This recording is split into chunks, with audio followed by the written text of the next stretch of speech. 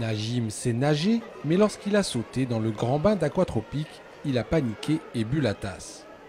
C'est que je suis parti trop vite et je me suis essoufflé. C'est pour faire face à ce genre de situation que la Fédération française de natation et celle d'études de sport sous-marin ont créé les écoles de natation françaises et développé le test Sauvenage. Le but simplement c'est de donner les bases nécessaires à l'équilibre, la propulsion et l'immersion à des enfants pour qu'ils puissent aller en totale autonomie dans l'eau et surtout savoir se sauver. C'est-à-dire qu'en cas de difficulté, soit parce qu'ils sont poussés par un petit copain, soit parce qu'ils sont fatigués, d'avoir des outils en réalité pour pouvoir se maintenir et aller chercher le bord qui est un peu plus loin. Pour ce faire, un parcours ludique a été créé avec différents ateliers.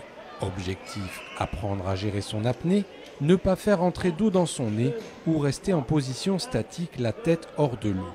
Des techniques éprouvées aujourd'hui par les enfants du centre social André Malraux, des enfants qui sont ainsi amenés à dépasser leur peur de l'eau et à gagner confiance en eux. Moi, j'ai appris à bien nager.